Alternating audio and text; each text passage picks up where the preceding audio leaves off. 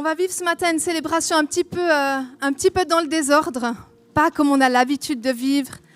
Mais je crois que c'est bon aussi et ça fait du bien des fois un peu mélanger les choses parce qu'on aura aussi des nombreux témoignages qui nous attendent après de 4 personnes qui se sont fait baptiser. Moi, je me réjouis vraiment d'écouter ces témoignages. Je vous invite à prendre place pour tous ceux qui ont de quoi prendre place. Sinon, comme Anthony l'a dit, il y a encore des chaises qui sont à disposition au fond de la salle. Je vais parler ce matin courtement, mais puissamment de liberté. Pourquoi la liberté? Parce que c'est un thème qui m'habite depuis quelques semaines déjà. On a l'habitude avec Elio, mon mari, de tous les samedis matins aller au marché à Lausanne. C'est un moment où c'est un petit peu notre rencontre du couple, où on se détend, on va au marché, on fait nos petites commissions, c'est local, c'est bio, c'est tout ce qu'on veut. Mais c'est aussi un endroit où finalement on voit beaucoup de propagande qui sont données. Il y a beaucoup de gens qui ont des pétitions diverses. Il y a beaucoup de pubs pour des partis politiques ou autres. Enfin, il y a beaucoup de choses qui se passent. C'est peut-être un petit peu comme dans la Grèce antique où finalement ils allaient sur la place et les penseurs, les philosophes, ils allaient distribuer un petit peu leurs idées, parler un petit peu des choses qui les habitaient.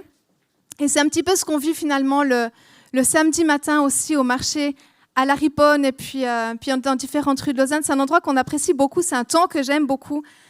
Et c'est un endroit aussi où des fois on est un peu interpellé par certains messages qui sont communiqués. Alors c'est vrai qu'il y a plein de pétitions, donc on ne signe pas tout. Souvent, Elio, il n'est pas encore suisse, donc on dit toujours on n'est pas suisse. Ça nous fait des fois un petit peu passer plus rapidement entre les mailles du filet. Mais j'ai été interpellée il y a quelques semaines de ça. Il y avait une pancarte qui disait « Quelle liberté souhaites-tu ou quelle liberté choisis-tu » Puis je me suis dit « Tiens, c'est intéressant comme message qui est donné. » Puis j'ai réfléchi un petit peu, puis je me suis dit « Tiens, c'est drôle. Est-ce que c'est moi qui choisis d'être libre ? Est-ce que c'est ma décision? Est-ce que c'est moi qui prends cette décision? Est-ce que c'est moi qui dois faire un choix à un moment donné d'être libre ou pas? » Puis après, je me suis dit « Mais est-ce qu'il y a plusieurs libertés ? Si je peux choisir en différentes libertés, est-ce qu'il y a différentes libertés? Est-ce qu'il y a plusieurs libertés? Ce n'est pas la liberté. Moi, j'ai toujours appris que c'était la statue de la liberté, pas la statue des libertés. Je me dis, je ne sais pas, j'ai peut-être loupé un truc dans les cours d'histoire. Et puis finalement, qu'est-ce que réellement la liberté? Et on va parler un petit peu de ce thème. Et en fait, en considérant un petit peu l'histoire avec un grand H, on voit que depuis le début de la création, en fait, depuis Adam et Ève dans le jardin, la liberté, c'est une thématique qui existe, c'est quelque chose qui est présent. Dieu a directement placé l'homme et la femme devant un choix. Et un choix, c'est une liberté, la liberté de choisir. Tu es libre de choisir. Tu es libre de prendre une décision. Tu es libre de dire oui, de dire non. Tu es libre de croire ou non. Tu es libre de choisir.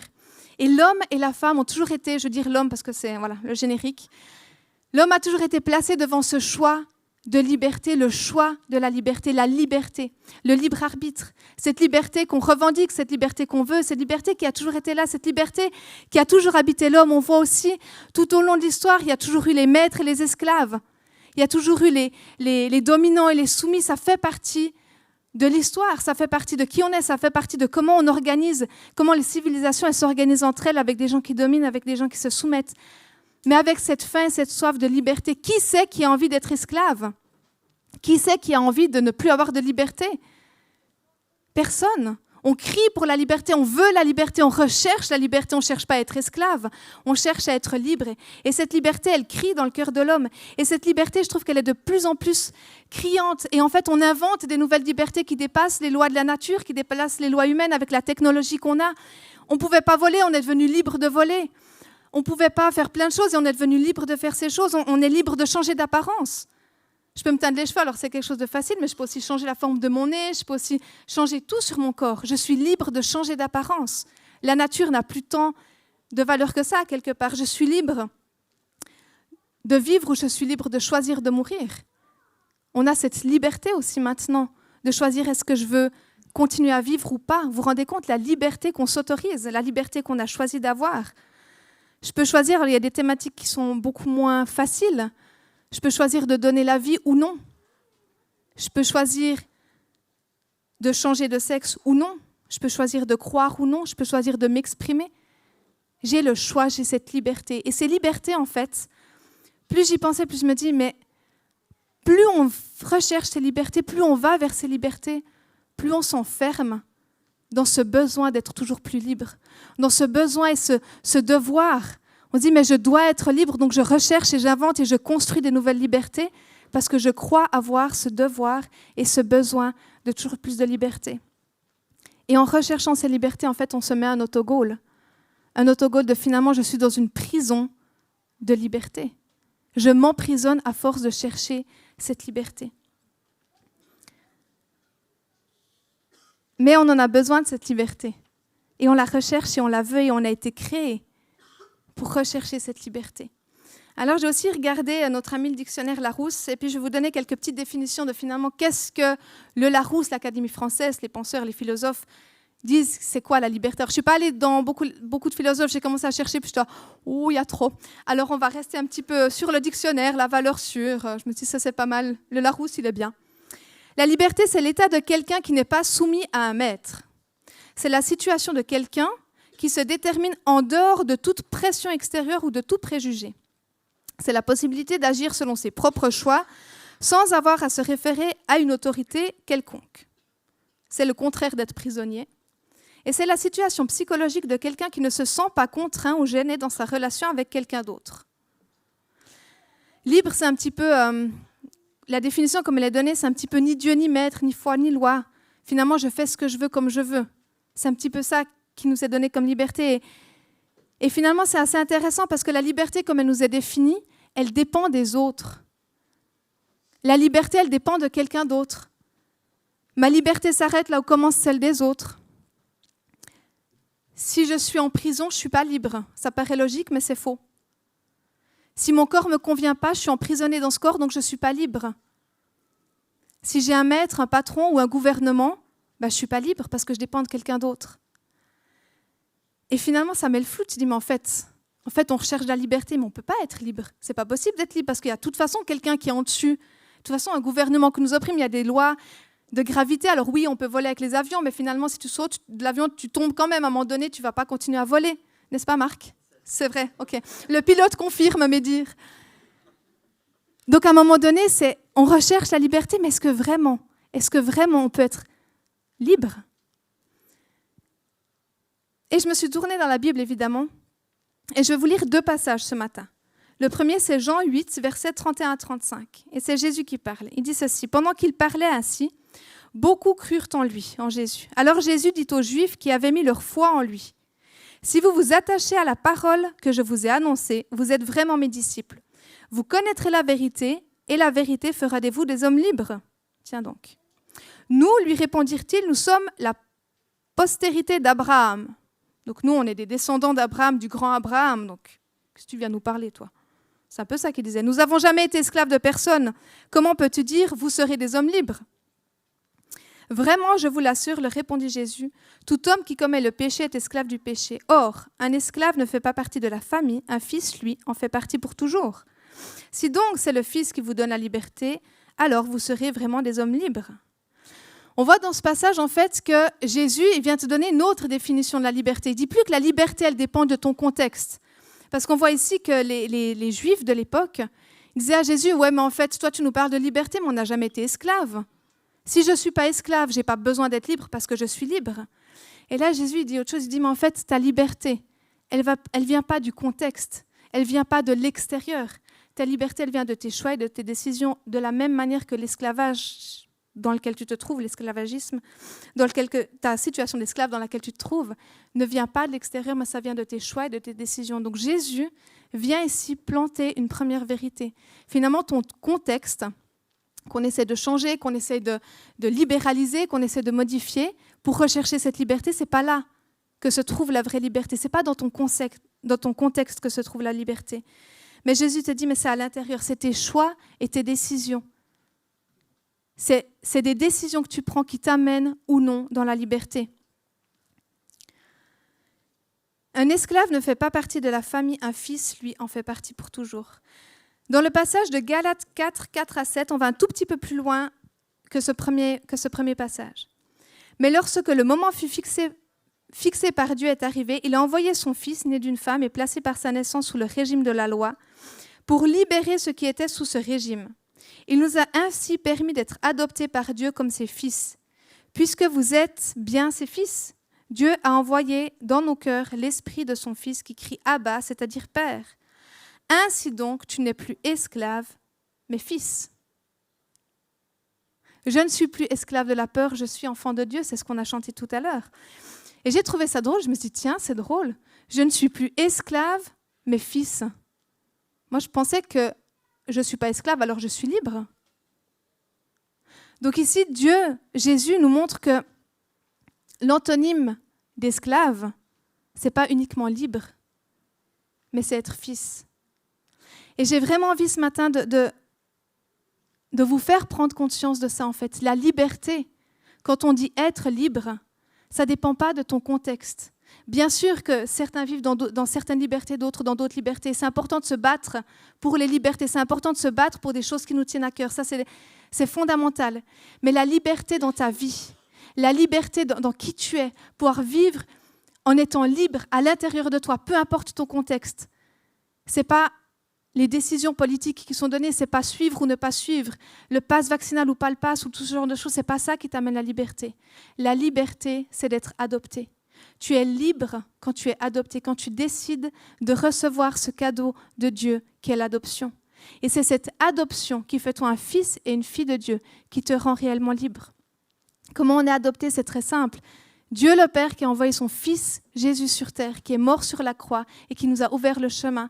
Et Dieu maintenant qui nous prend par la main et qui dit « Mais je te veux comme fils et comme fille. Est-ce que tu acceptes d'être mon fils et d'être ma fille ?» Ce cadeau qui est tellement grand, ce cadeau qui est tellement puissant, qui t'amène cette vraie et cette véritable liberté. C'est ça la liberté. Quand on dit « Je ne suis plus esclave de la peur, je suis enfant de Dieu », c'est ça cette liberté qui te permet d'être bien, peu importe le contexte dans lequel tu te trouves, peu importe la situation dans laquelle tu es, cette liberté qui est puissante, qui est profonde au fond de toi. Et je repensais à Paul dans la Bible quand il était en prison. Il était libre, il chantait. Alors oui, il était maltraité dans son corps, mais il était libre. Il était beaucoup plus libre que beaucoup de gens qui étaient à l'extérieur de la prison, qui étaient enfermés dans des pensées. Il était libre parce qu'il avait reconnu cette vraie liberté que donnait Dieu. Jésus, Dieu t'accorde cette vraie liberté. Et si tu veux vraiment vivre là-dedans, tu as besoin de reconnaître et d'accepter ce que Dieu a fait pour toi. Et je crois que Dieu nous appelle aujourd'hui à cette vraie liberté. Dieu nous appelle aujourd'hui à être des hommes et des femmes libres. Et en fait, cette liberté, cette adoption que Dieu nous donne, ça permet à ton identité d'être restaurée. En faisant partie de cette famille de Dieu, Dieu il restaure ton identité. Tu n'es plus le moins que rien, tu n'es plus le dernier de la famille, tu n'es plus le pauvre du coin, mais tu es restauré dans ton identité. Tu es béni de Dieu, tu es grand, tu es établi, tu es puissant, tu es précieux, tu es important, tu es accepté, aimé et choyé. Et quand tu te sens accepté, aimé et choyé, tu es libre. Et tu es pleinement libre d'être qui tu es fier de qui tu es parce que tu sais que ce que Dieu il a mis en toi, c'est bon. Oui, il y a des choses qui doivent être encore changées et transformées, c'est normal, ça fait partie du chemin. Mais tu es libre, tu es pleinement et puissamment libre. Jésus nous dit qu'il n'y a plus aucune condamnation pour ceux qui sont en Jésus-Christ. Il n'y a plus de condamnation pour toi. Tu n'as plus à te sentir condamné, tu n'as plus à te sentir esclave de la peur, esclave des craintes, des doutes, du rejet, des soucis, des pressions, du regard de l'autre. C'est fini tout ça, parce que tu es libre, parce que Dieu a placé en toi cette liberté. Cette liberté vient du fait que tu es adopté. Et c'est une vérité qui est tellement puissante. Et j'invite, Divine, c'est juste, Gloria, pardon. C'était divin quand même. Tu peux venir jouer un petit peu du piano, s'il te plaît. Et j'ai simplement envie qu'on puisse prier ce matin pour cette liberté. On en a tellement besoin de juste reconnaître. Pour beaucoup, ce message, c'est quelque chose que vous avez déjà entendu des dizaines de fois. Mais ce qu'on entend, on ne le vit pas forcément. Et peut-être pour d'autres, c'est quelque chose de nouveau, puis tu dis « Waouh !» Mais j'ai envie de vivre cette liberté. J'ai envie d'être libre, pleinement libre. Peu importe le contexte dans lequel je me trouve, j'ai envie de vivre cette liberté. Et je vous invite simplement là où vous êtes à fermer les yeux et à demander à Jésus, mais Seigneur, je veux vivre cette liberté. Je veux reconnaître qui je suis en toi. Je veux reconnaître que tu m'as adopté. Je veux reconnaître que tu m'as aimé, pleinement aimé. Que tu as fait ce sacrifice pour moi, que tu m'as donné la vie. Et je veux vivre cette adoption. Je veux vivre ce cadeau que tu m'as donné.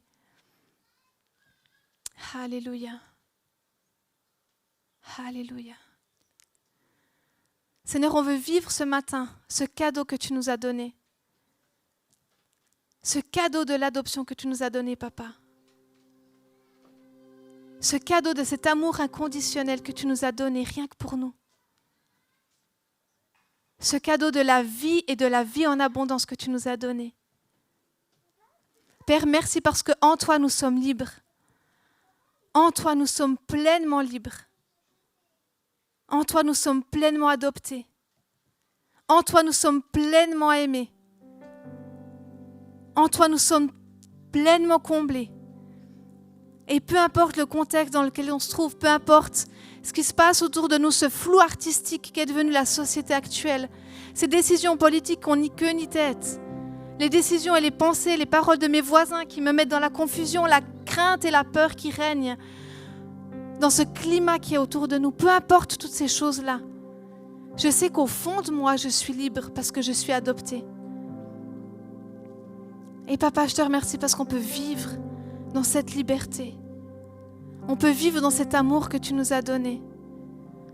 Et Père, dans cette liberté, je te prie ce matin de faire souffler un vent de liberté sur la vie de chacun et de chacune. De venir amener une légèreté dans la vie de chacun et de chacune. De venir amener une paix surnaturelle. Parce que je sais que Dieu m'aime, peu importe les circonstances, peu importe mes décisions, peu importe ce que je fais, ce que je dis ou ce que je pense, Dieu m'aime. Je suis son fils, je suis sa fille, Dieu m'aime. Et c'est une réalité, et c'est une vérité, et c'est un fondement sur lequel je peux m'établir. Et les 4 personnes qui se sont fait baptiser ce matin, elles ont reconnu, elles vont reconnaître publiquement qu'elles savent qu'au fond d'elles-mêmes, au plus profond de leurs entrailles, et ça se manifeste à l'extérieur, elles savent qu'elles sont libres parce qu'elles savent qu'elles sont adoptées. Et je libère la vie sur ces personnes, sur ces 4 personnes qui se sont fait baptiser ce matin, mais aussi sur chacun d'entre vous. Si tu te dis, mais je me sens encore enfermée, j'ai encore l'impression qu'il y a des chaînes, des choses qui sont dans ma vie où je n'ai peut-être pas pris conscience pleinement de l'amour de Dieu pour moi, je t'invite à mettre ta main sur ton cœur et comme à recevoir cet amour, à recevoir ce don gratuit, parfait, saint que Dieu t'a donné, ce don d'amour qu'il a mis sur toi. Il t'aime tellement, il t'a pardonné tellement, il t'a adopté.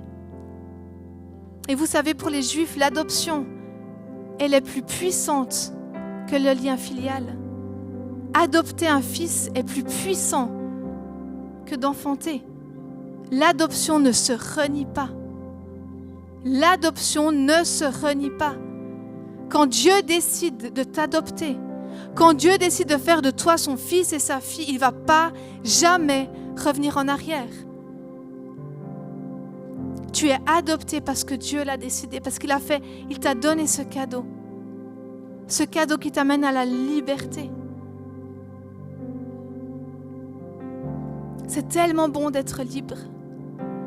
Ça n'enlève pas tous les problèmes du contexte, ça n'enlève pas toutes les difficultés. Mais à l'intérieur, ça change tout. Dans ton cœur, dans tes pensées, dans tes émotions, ça change tout. Tu es libre. Pleinement, entièrement libre. Alléluia. Et dans cette liberté, moi j'ai l'impression simplement ce matin que Dieu parle à plusieurs. Dieu est en train de mettre des mots dans la vie de plusieurs, où il y a encore des chaînes qui sont là. Il y a des chaînes qui sont peut-être physiques, des enfermements physiques. Dieu il te libère. Dieu il te libère. Alléluia.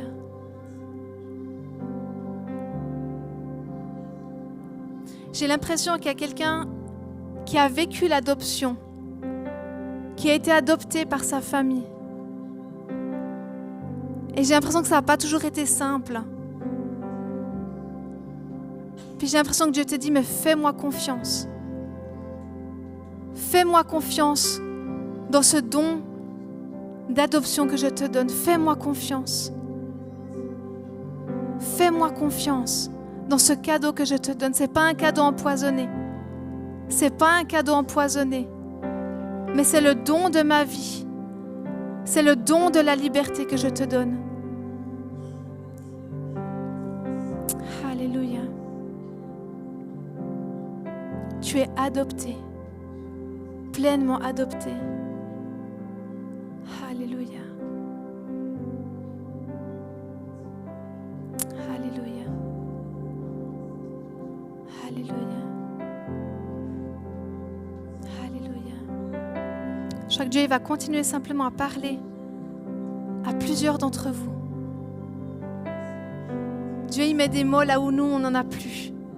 Il reçoit simplement ces mots qui font du bien, ces mots de liberté. Dieu te libère de tellement de choses parce qu'il t'a adopté. Alléluia.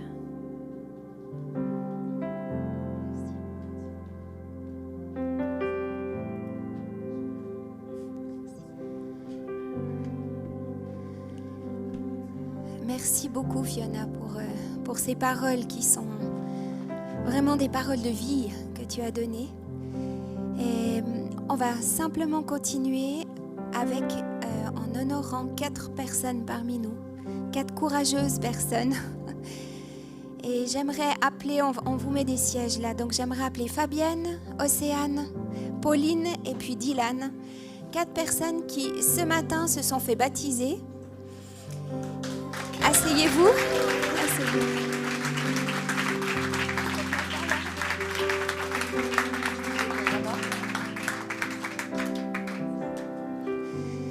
Et puis ces 4 personnes,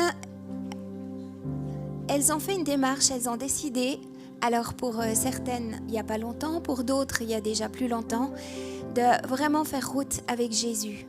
Et aujourd'hui, la foi qu'elles ont, la compréhension et la révélation aussi que Dieu a mis dans leur cœur, que Jésus était leur sauveur et le Seigneur de leur vie, elles ont envie de le partager aussi à vous. Elles l'ont fait ce matin publiquement, dans l'eau, en ayant ce geste du baptême, de la mort et de la résurrection en Christ, avec vous tous, plusieurs d'entre vous qui étiez là, famille et amis qui sont là pour les entourer. Mais aujourd'hui, elles ont envie et elles sont courageuses parce que pour avoir passé par là, c'est pas simple. Vous êtes impressionnants. Donc, je pense que vous puissiez être encouragés aussi, chacun, chacune, vraiment. Mais elles ont envie de partager de quelle manière, en fait, elles en sont arrivées à rencontrer Jésus et à rentrer dans une vraie liberté. Alors, je vais leur passer la parole. Fabienne, tu commences. Bonjour à tous. J'ai 55 ans, je suis comptable RH. J'ai un fils de 31 qui ne vit pas en Suisse et une fille de 28 ans qui est une bénédiction dans ma vie depuis sa naissance. J'ai aussi la joie d'être grand-mère d'une petite fille de 8 ans. Mes parents n'étaient pas pratiquants, mais j'ai eu le merveilleux exemple d'un papa croyant qui n'a jamais cessé de servir son prochain durant toute sa vie. À 7 ans, j'ai assisté à mon premier cours de catéchisme chez les catholiques, mais le prêtre était austère, son discours me faisait peur et j'y suis pas retournée. Quelques années plus tard, à l'école, j'entendais beaucoup de mes amis qui participaient à la paroisse protestante et j'ai demandé à y aller, à l'intégrer. Et c'était vraiment sympa parce que j'étais déjà en terrain rassurant puisqu'il y avait tous mes amis. Et le pasteur était un amour, c'était vraiment quelqu'un d'adorable. C'est d'ailleurs lui qui m'a mariée plus tard. Et je suis restée là-bas jusqu'à la confirmation. Maintenant, juste avant ça, de mes 9 ans à 13 ans, j'ai subi de nombreux abus sexuels que j'ai tenus secrets très longtemps. Mais après la naissance de mes enfants, j'ai sombré peu à peu dans une dépression parce que tout était remonté, puis la vérité a éclaté. La culpabilité de blesser ma famille n'a rien arrangé. J'ai commis l'adultère, j'ai quitté mon mari et ça a fait souffrir mes enfants. J'étais entrée dans le désert et j'y suis restée 20 ans, où j'ai multiplié le péché sexuel. Mais à l'image de mon papa, je n'ai jamais cessé de servir mon prochain, sans doute aussi parce que servir les autres, ça me permettait d'oublier ma propre misère à moi. En 2015, j'étais au bout du bout j'ai appelé Dieu au secours parce que toute seule, j'y arrivais plus. J'ai reçu la consolation et la volonté d'arrêter les bêtises. Je me suis rapprochée de Dieu, ma foi s'est ravivée. Par la Bible, j'ai reçu 2 ou 3 révélations, ça m'a permis de persévérer. Et jusqu'en 2020, où est arrivée la crise sanitaire, j'ai fait beaucoup de recherches pour comprendre ce qui était en train de se passer. Et j'ai très vite compris qu'on était dans une guerre spirituelle. Alors j'ai éteint la télévision, j'ai fermé la radio et j'ai commencé à suivre des enseignements chrétiens sur YouTube que j'avais découverts en faisant les recherches sur la Covid. J'y ai passé tout mon temps libre, des heures et des heures et des heures. Les révélations se sont multipliées au quotidien. Et au début de cette année 2021, sur un enseignement des sacrifices de Jésus-Christ à la croix, le voile s'est déchiré, les écailles sont tombées. J'ai compris ce qu'il avait fait pour nous. Mon cœur s'est brisé de chagrin. J'ai eu tellement honte de la vie que j'avais menée. Je me suis repentie, j'ai confessé mes péchés et à la seconde, notre Père m'a recouverte du manteau du salut. Mon âme est née à nouveau.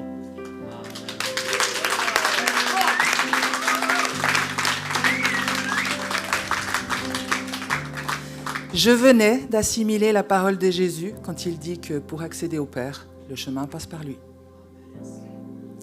Il a retiré toutes mes souffrances, la peur de mourir qui m'emprisonnait depuis toujours. À la seconde, j'ai senti son pardon m'envelopper, la paix d'un amour que j'avais jamais ressenti. J'ai pleuré pendant des jours parce que je savais très bien que je ne le méritais pas. Ma reconnaissance est sans limite. Merci mon Dieu, parce que tu m'as sauvé et libéré des ténèbres. Tu as jeté mes fautes derrière toi et tu ne t'en souviens plus. Merci Saint-Esprit, parce que je ne vis plus stupidement. Maintenant j'ai des yeux pour voir et des oreilles pour entendre.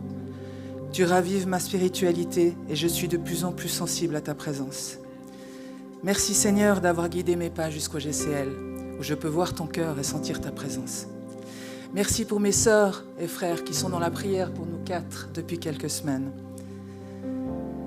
Merci mon Père, parce que je reçois ta faveur qui produit dans ma vie la restauration de tout ce que l'ennemi m'avait volé. Merci Jésus, parce qu'en toi qui me fortifie, je peux tout. Tu es le grand amour de ma vie, la source de mon bonheur, et je veux être dirigé et guidé par ton Saint-Esprit. Tu peux marcher dans ma vie, exprimer toute ta volonté. Je m'abandonne à toi et je veux avancer pour être une bénédiction. Je suis l'argile et tu es le potier. Fais de moi le vase que tu veux que je sois et que toute la gloire te revienne. Amen. Merci.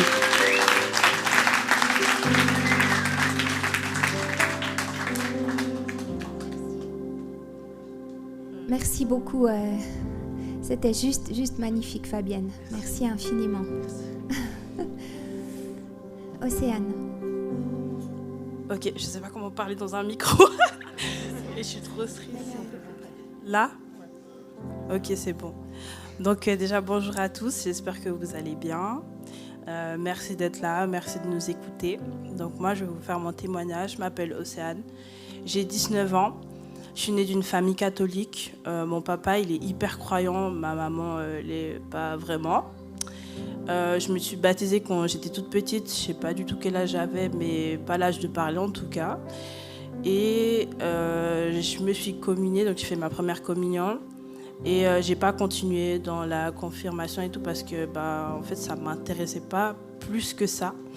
En fait, j'étais plus dans la religion parce que mon papa il m'a emmenée dedans et pas parce que je le voulais vraiment. Et en fait, j'avais comme une relation, on va dire, conflictuelle avec Dieu. Pour moi, il m'a mis sur cette terre. J'avais trop de problèmes, de malheurs. J'étais tout le temps triste, j'étais en dépression. Et je me disais, mais attendez, la personne qui m'a amenée sur cette terre-là, vous croyez que moi, je vais croire en lui et que je vais le prier et qu'on va être amis alors que c'est à cause de lui que je souffre. Du coup, ça fait que pendant des années, je priais pas, j'allais pas à l'église. La Bible était tout en bas de mon lit, là, je voulais même pas la voir. Mais comme Dieu est grand, il m'a ramené une personne hyper importante dans ma vie qui a bataillé pendant longtemps C'est-à-dire que quand j'étais triste, quand j'étais en dépression, quand je pleurais vraiment des soirs entiers, il me disait prie, va vers Dieu, confie-toi à lui, donne tes problèmes. Je disais mais non, je ne veux pas entendre parler de Dieu. Franchement, à la limite, ça devenait un sujet d'embrouille. Je ne voulais pas qu'il me parle de Dieu. Pour moi, c'est Dieu qui était au premier plan de tous mes problèmes. Et puis, là, tu ne me parles pas de Dieu, alors que c'est lui qui m'a ramené dans ce monde et qui m'a donné tous mes problèmes. Un jour, Dieu il m'a ramené un dilemme dans ma vie, enfin un dilemme assez personnel. Je ne vais pas partir plus dans les détails parce que c'est vraiment personnel et que ça ne concerne pas que moi. Mais il m'a ramené un dilemme qui a fait en sorte qu'en fait, j'étais obligée d'ouvrir la Bible et d'aller lire pour résoudre mon problème. Du coup, je commence à lire. Et en fait, au-delà du dilemme, ce que je lis, je trouve ça trop intéressant. Je me dis, waouh, cette parole, elle est trop belle. Ah ouais, mais ce qu'il dit, c'est trop intéressant. Et du coup, ce que je fais, c'est que après avoir résolu mon dilemme, je pars installer la Bible sur mon téléphone et je pars au premier chapitre, donc la Genèse, et je commence à écouter. J'écoute matin, midi, soir, dans la douche, je mange, je lis. Avant de dormir, je lis. J'étais passionnée en fait par le livre, j'étais passionnée par ce que Dieu disait. Et en fait, petit à petit, il a commencé à me toucher. Petit à petit, j'ai commencé à me confier à lui. Et en fait, j'étais en train de reformer ma relation avec Dieu. Et en fait, je sais pas, à chaque fois, je sentais qu'il m'écoutait, je sentais comme s'il m'épaulait, je sentais comme s'il était autour de moi. Et en fait, c'était comme si j'étais émerveillée par tout ce qui était autour de moi. Je me promets, genre, la planète, je trouvais ça incroyable. Le ciel, je trouvais ça incroyable. J'ai commencé à comprendre qui était autour de moi, mes amis, ma famille, et ça m'a tellement touchée. J'ai pleuré pendant des jours. Je me disais non mais Dieu, t'es trop fort, t'es trop gentil en fait avec moi. Et voilà, on est des pécheurs, je pêche aussi. Du coup des fois je me dis mais je mérite pas et tout. Après je reprends la prière et Dieu il vient à chaque fois, il m'épaule. Et en fait de jour en jour je me suis rendu compte que Dieu il me guérit et il m'aime et puis il m'apaise, il me rend sage, il me rend... Par exemple, je suis une personne qui a de la difficulté à pardonner, il m'aide à pardonner et tout, et franchement, ça me libère. Et j'avais demandé, en fait, dans tout ça, qui m'aide à plus, on va dire, exprimer ma foi, et j'avais envie d'exprimer ma foi avec des gens en fait. Et c'est à l'église que j'avais envie de faire ça. Et j'avais aussi envie de me baptiser en octobre parce que je suis née le 17 octobre et que c'est le mois de mon anniversaire, donc le mois de ma naissance. Le baptême pour moi c'est une renaissance. Du coup j'avais demandé à Dieu une église et le baptême en octobre. Il m'a tout écouté. Je suis devant vous et je me suis baptisée en octobre et je suis trop contente parce que Dieu il est grand et tout simplement gloire à Dieu. Et merci beaucoup de m'avoir écoutée.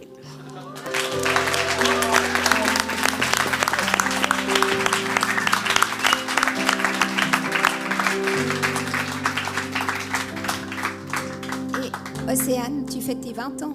Oui. Le 17 octobre, donc elle aura 20 ans, tout soudain. Pauline.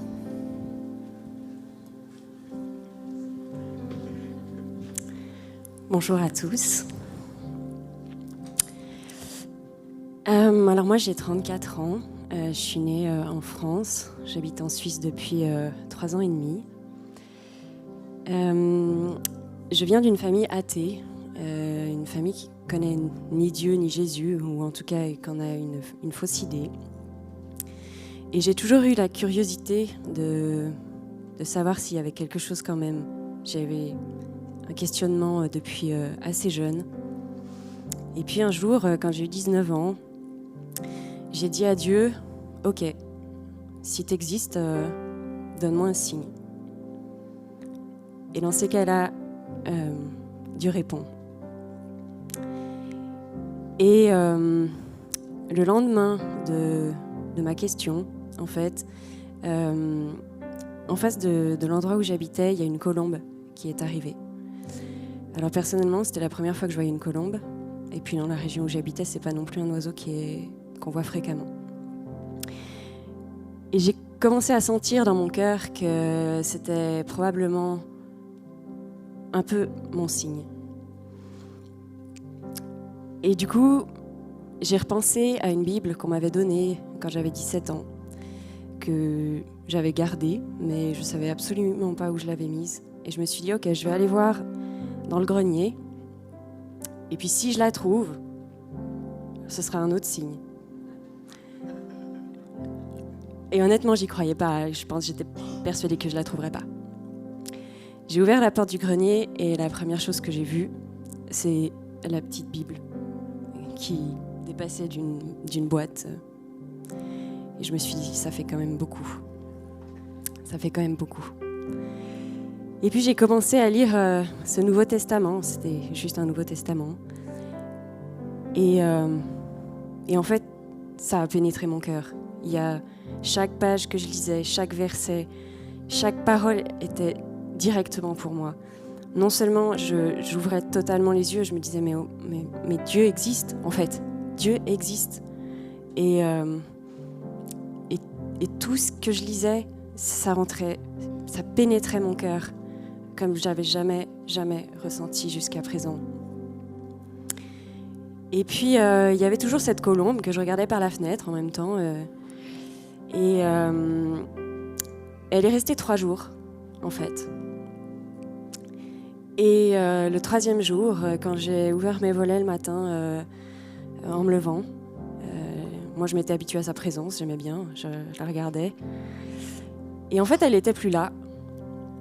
Et au sol, à l'endroit où elle était habituellement les 3 jours d'avant, il y avait un tas de plumes blanches. Il n'y avait absolument rien d'autre qu'un tas de plumes blanches. Il n'y avait pas de cadavre, il n'y avait pas de traces de sang. Je sais que j'ai plein de voisins à l'époque qui ont dit bon, elle a dû être attrapée par un animal et tout. Mais moi, je savais que non, parce que je vous dis, il n'y avait vraiment aucune trace à part un tas de plumes. Et je savais dans mon cœur que c'était parce qu'elle avait fini son travail. J'avais reçu la Bible, j'avais reçu la parole, j'avais reçu mon signe, puisque c'est ce que j'avais demandé. Et elle était repartie d'où elle venait. Et puis il s'est écoulé beaucoup d'années. Je voulais faire le baptême, mais j'avais pas vraiment à cœur de le faire. En fait, je voulais le faire parce que c'était ce qui était indiqué. Je voulais obéir finalement, mais c'était pas quelque chose que j'avais profondément dans mon cœur. Et j'ai eu des années de passion profonde pour la Bible. J'ai lu l'intégralité de la Bible plusieurs fois. Je regardais énormément de vidéos aussi sur Internet. J'écoutais les cultes en ligne de différentes églises en France. Et j'étais vraiment passionnée. Et je voulais vraiment donner l'intégralité de ma vie à Dieu. Et puis j'ai eu une lutte assez forte qui s'est installée parallèlement à tout ça. C'est que, en fait, j'ai été homosexuelle. Et j'arrivais pas à faire, à accepter les deux. Le fait que Dieu m'aime, que Jésus m'aime, et que moi, j'aime les femmes. Et puis au bout d'un moment, ça a fait un conflit tellement énorme psychologiquement dans ma tête que j'ai décidé non pas de quitter Dieu, je lui ai toujours dit que je l'aimais et que je voulais jamais cesser de croire en lui, mais que fallait que je vive pour ma santé mentale. Et du coup, j'ai eu 2 copines, en tout et pour tout, pendant 5 ans, si je compte les 2. Et ça a été une période où j'ai perdu de la passion pour Dieu. J'ai pas perdu ma foi, mais c'est vrai que je lisais plus trop la Bible et je priais plus trop non plus, ou moins en tout cas. Et puis, à la fin de l'année 2020, j'ai commencé à regarder les cultes en ligne du GCL. Et puis j'ai retrouvé vraiment de l'intérêt pour Dieu. Et puis en mois de janvier, j'ai eu ce désir pour le baptême. Je me suis dit qu'il était temps. Et j'ai eu envie de le faire ici. Alors j'ai pris contact avec le bureau. J'ai rencontré notre pasteur pour la première fois. Et puis elle m'a accompagnée depuis 9 mois. 9 mois pendant lesquels j'ai eu, malgré moi, une rupture amoureuse qui a été particulièrement difficile à vivre, d'autant que c'était ma faute et que je ne comprenais pas pourquoi j'avais pas le droit finalement d'être heureuse aussi en amour. Et j'ai dit à Dieu que je voulais plus jamais souffrir comme ça. Et il m'a donné un verset, c'est Colossiens 3:5, et ça dit « Faites donc mourir en vous tout ce qui est terrestre, l'immoralité sexuelle, l'impureté, les passions, les mauvais désirs et la soif de posséder qui est une idolâtrie. » Et ce verset, il a percuté mon esprit et mon cœur. Et c'est comme si Dieu m'avait dit, en fait, c'est pas que je veux que tu souffres, je veux pas que tu sois malheureuse. C'est juste que, tu fais pas comme je t'ai dit de faire. Et si je t'ai dit de faire comme ça, c'est parce que je sais ce qui est bon pour toi. C'est moi qui t'ai fait.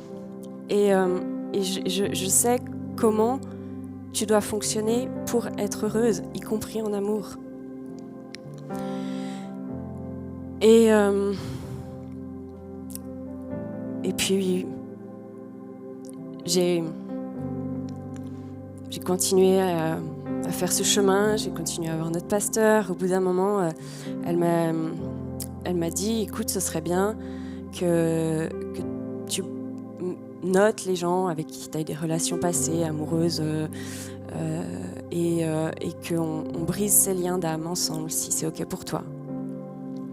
Du coup, je lui ai dit oui, j'ai fait la démarche. Et puis, on a prié, on s'est vus, j'ai brisé les liens d'âme. Il y a juste un que j'arrivais pas à briser. C'est la dernière personne avec qui j'étais en couple. Et puis j'avais vraiment quand même, j'avais le désir de le faire, mais j'arrivais juste pas. Je pouvais juste pas être sincère dans mon cœur, en fait. Je voulais prier sincèrement que ta volonté advienne et non la mienne. Ça, c'est une prière que je voulais faire, mais mon cœur arrivait juste pas à le faire. J'arrivais pas à lâcher. Et puis, il y a quelques semaines en arrière, on a fait la scène tous ensemble ici pour la première fois. C'est la première fois que je faisais la scène aussi. Et pour la toute première fois, dans mon cœur, j'ai enfin pu prononcer ces paroles. Que ta volonté advienne et non la mienne. Et j'ai repris après la Bible et j'ai vu que la première fois que Jésus prononce ces paroles, c'est après la première scène qu'il partage avec les disciples. Et le jour même, je suis retournée voir notre pasteur et je lui ai dit, écoute, je crois que c'est bon, je crois qu'on peut aller briser ce dernier lien. Du coup, on s'est vus la semaine suivante.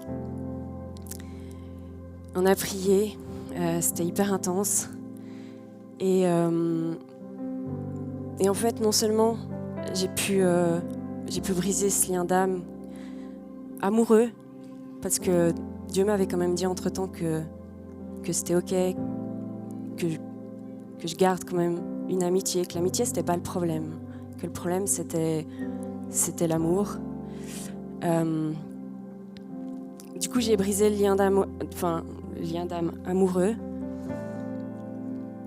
Mais aussi, en fait, ce qui s'est brisé en même temps, c'est l'homosexualité. Réellement. Il a en fait, c'est comme si toutes les pièces avaient été là depuis le départ en moi et qu'il a tout réaligné, en fait. Et depuis, j'ai pas de papier pour vous le prouver, j'ai pas de papier pour vous dire que le changement a été effectué, mais il va falloir me croire sur parole, parce que c'est vraiment le cas. Et comme je disais, le petit clin d'œil, Dieu sait que j'aime bien les symboles, c'est que ça fait 9 mois depuis que j'ai fait la première démarche de venir pour le baptême, et que, voilà, c'est ma deuxième naissance.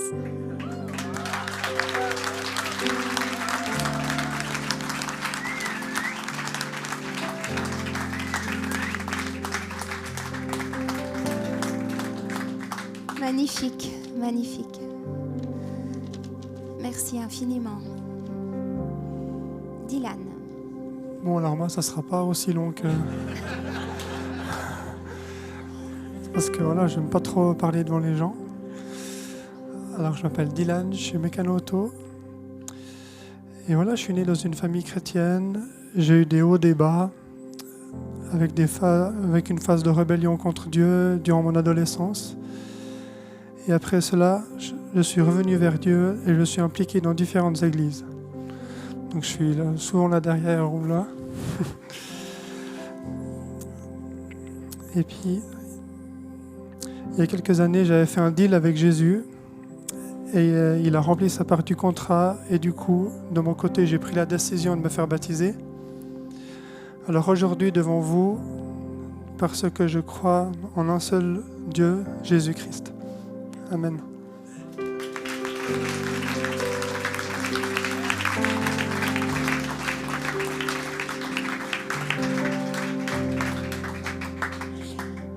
Merci infiniment, vraiment pour tout ce que vous avez partagé. Moi, je suis toujours touchée par l'authenticité, le fait que vous ayez été d'accord d'être vulnérable et d'ouvrir votre cœur et votre vie. Et ça, c'est juste extraordinaire. Et moi, je prie vraiment dans mon cœur que toutes les paroles que vous avez prononcées, tout ce que vous avez donné, parce que vous avez donné généreusement au travers de votre témoignage, puissent vraiment porter du fruit dans les cœurs et un fruit durable, énorme et des transformations, parce que c'est juste magnifique. Merci beaucoup. C'est fait.